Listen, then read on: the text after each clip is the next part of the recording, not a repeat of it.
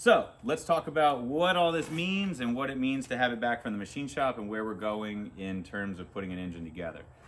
So at the machine shop, what we did was we had the crankshaft balanced, we had the rotating assembly balanced, we had the crankshaft checked and they polish it.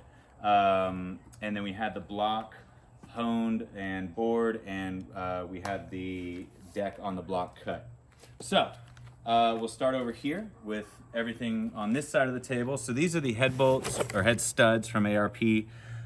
Great product, and the reason you send these to the machine shop is because you have to use a torque plate on the block when you cut the cylinders.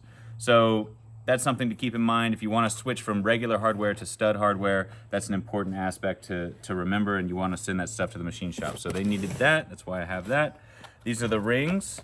The reason you send them is because that goes into the equation of balancing the rotating assemblies. So we have our top ring and then all the other rings underneath. And they don't really need everything. They're pretty much just going to take one ring off the top and the middle and the oil scraper rings, and then they're going to put those together on the scale and weigh those to do the balance. This is the bearings. So again, they didn't need the whole bearing set. They just needed one rod bearing, or two rod bearings, one for the top, one for the bottom. And so that's all they took out of the package, so you can see the rest of the rod bearings are still intact. So that's pretty much for balancing, and those are things you're gonna have to send in the machine shop. This is a box of hardware for the block, not something we're gonna go over. And then we'll come over here. So these are the pistons and the rods. We went with a set of DSS 4032 pistons. The 4032 pistons are a not quite as strong as the 2618s, but the 4032s have better expansion rate for a longevity piston, and these are a little bit more for cars making, you're not making crazy horsepower. The 2618 pistons are a little bit softer material that wear out a little faster. So for this build, we went ahead and went with the 4032s. So I'll show you kind of what you expect to get back from the machine shop when they do what I expect them to do. So here's your pistons, and again, these are great pistons. I've got a video that explains the difference between these and a stock piston.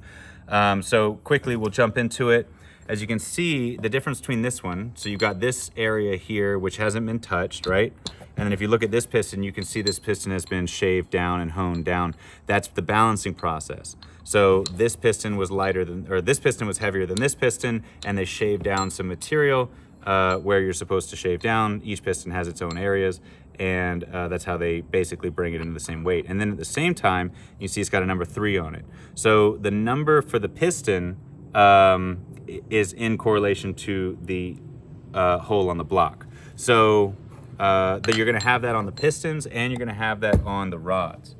So we'll jump over to the rods real quick, and you'll see on these are the rods we're using. These are Coyote rods, and what we had done to these was we had these balanced, and then we had the pins cut for the new wrist pins. So basically, the wrist pin should fit perfectly into the rod, which it does, and that's always a tight fit, which is a great fit.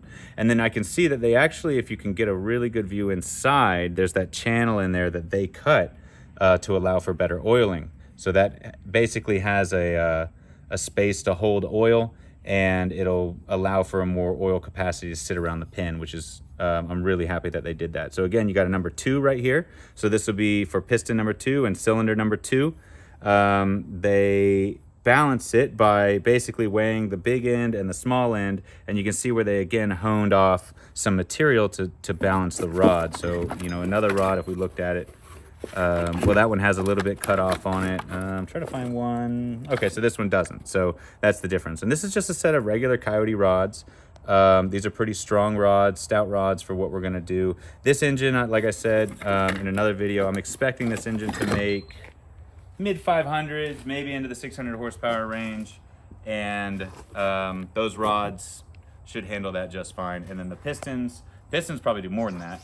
So we're good there, got a good set of rings. And then if we jump over here to the crankshaft, so remember I was talking about for the balance, you've got your bearings, your rings, pistons, rods.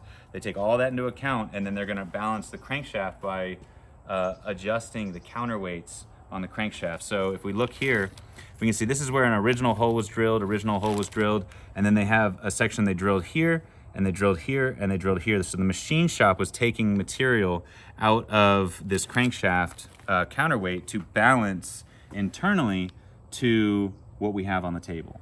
So everything on the table here is now set up for itself. It's super important that when you put an engine together, you understand that these components are now married to each other, basically. So these pistons are married to the cylinder that they go into on the block. The rods are also married to that same thing because they were balanced together. The crankshaft is now married to this rotating assembly, and these bearings and these rods, like everything is now one. And then another thing I was going to point out, which is really cool, this is how I know when I found a good machine shop. You want to take a closer look at this. These holes right here, you can see where they chamfered the edge of the holes, and that basically gives it a smoother route for the oil to come out of that into the rod bearing journal. So that's a machine shop kind of like taking its time to do things right. I was really happy with this machine shop. They were, I'll put the link down in the bottom, but I believe it's just off the top of my head, I'm having trouble. I believe it was Precision Auto Machine over in McMinnville in Tennessee. Great machine shop, love those guys. All right, so let's hop over here. So this is our engine block that we're gonna use. It's a Texid block, 4.6 modular block from Ford. So it's you can see we have the, the center section here that basically proves it's a Texid block. This is a 97 Cobra block, it's the stock block. We went 20 thousandths over on the cylinder for the new pistons. So we have a great, wonderful crosshatch section now on each of these cylinders, and they're all set up really, really nice. It's got a nice edge to it on the top, so they did a good job with that. Another important thing is any sort of sharp edge. So if this was a square edge right here and they didn't give that little bit of a chamfer on there, anything that is a square edge, a sharp edge like what you see here, is actually a stress point in the motor. So in these high stress areas like the top of a cylinder head, that'll crack if you have a sharp edge there. Most machine shops will know what to do with that. But in this case, so we have, each cylinder, and then you remember the pistons were numbered, and each piston has its own hole that it's now basically married to. So when I put this block together, you got the mains that go in, you've got the crankshaft that goes in. I'm gonna check all the bearing clearances, and then I will then assemble the pistons and the rods together, numbered the way that they are, and then I will assemble each one of those into whichever cylinder it goes into by their numeric placement, like whatever they're labeled on themselves. I got a really, really nice boundary oil pump that's going to go on this one. It's a billet oil pump. That's a 3-valve oil pump. These Fords are really good about having, the modular setup, so you can cross a bunch of parts from different cars. So like I said, we have Coyote rods, from the new 5-liter, and then we've got a billet oil pump that would be on the from a 3-valve car. So this bottom end should be pretty stout. I'm very excited for it. I've got an all new timing kit too from Ford Performance. So the timing kit and everything it's gonna be really sharp. The heads are at the machine shop now. So once the heads come back, we'll be able to put the entire thing back together, and we'll have a long block, and I've got different covers and everything that we're gonna put it together. So pretty soon we should have a long block ready for the car. And then beyond that, we got a fuel system to design. And then we're gonna go with a centrifugal supercharger on this one. And I've got some tricks up my sleeve for that system.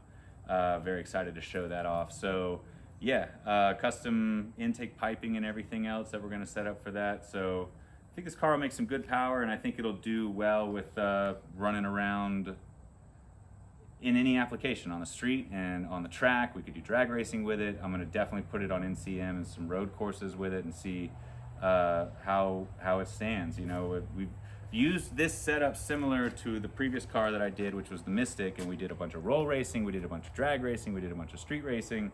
We kind of beat the crap out of it, and it did a really, really good job. We sprayed it with nitrous. So now the one thing we haven't done with one of the Mustangs yet is get it on a road course and see how the car handles, ripping it around some corners and everything else, which that is the true test of a vehicle, because now you're braking, you're accelerating, you're turning, you're putting all the different components of a car, all of it, pushing it as hard as it can to try and see what the car will do. So I'm excited to see how it reacts. I'm excited to see the personality of the car. And so look forward to it, and I'll see you there. All right, so now we've got everything from the table and into the engine block. So we can see here, looking quite delicious. And so now we can run over everything that we've done for this.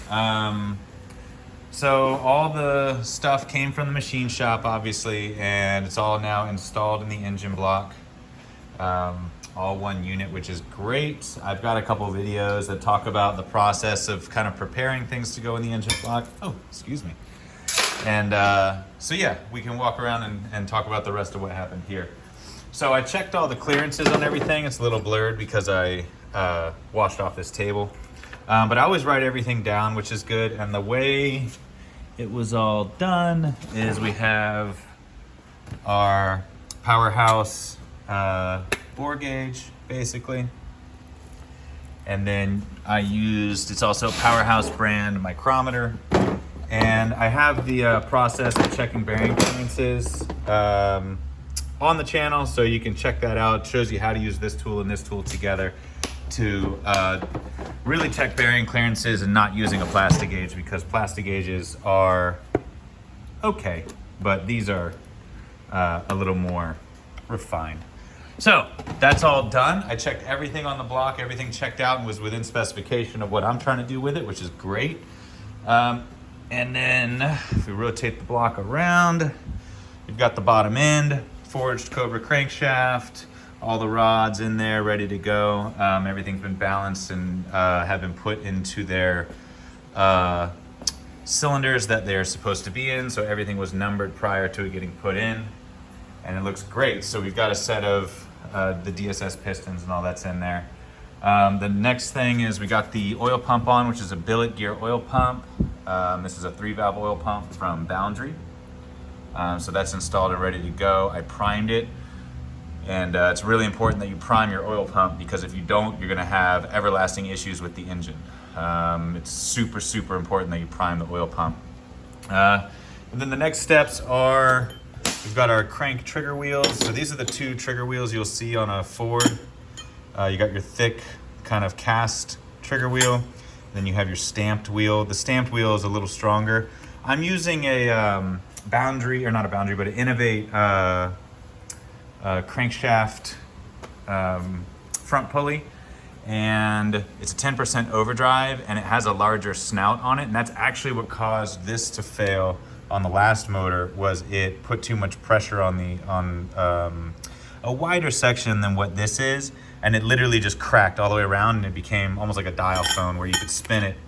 So it lost the crank RPM signal. So that's what kind of failed on the last motor. So I got a billet one of these coming in with a billet crank gear to match, because this front sprocket's going to be put on with an ARP bolt, which changes the pressure that gets pressed into all those components. So to keep them from cracking or breaking, we're going to put a bunch of billet stuff stacked up right here. And then I also am going to change these out for a set of billet guides. We'll use these plastic pieces, but I'm going to get these swapped out. These are the original pins, and they obviously don't fit this one, but the new ones I'm getting, I ordered stronger pins, and those pins. So the reason I'm doing all this, to clarify, is the heads are gonna have heavier springs in it to counteract the boost in the car. So these devices are gonna see a little bit more pressure. So I wanna get billet guides just because it's a good investment for the timing components. But then also with the extra pressure from the valve train, these are thin studs, and they actually have a problem with these snapping off. So the ones I'm getting have larger studs on the end of them, and they're a little bit stronger, and they're billet. So it's a 4340, basically the same material that the head studs are made out of. So we're gonna switch out to those. So it's gonna have a stronger, guide pin, and then we're gonna have stronger guides, and then everything's gonna go together. And we're gonna use a lot of what's in this box, which is our Ford Performance timing kit. So we're gonna use a lot of what's in this box. We are gonna exchange some of the stuff that's in this box, like these guides are gonna get switched out, and the crank pulley gear, or the crank timing chain gear is going to get swapped out, but most everything else we're going to use. And that's pretty much where we're at on this. So when the heads come in, we'll be able to put the heads on, and we're going to install our new ARP studs to everything and go from there.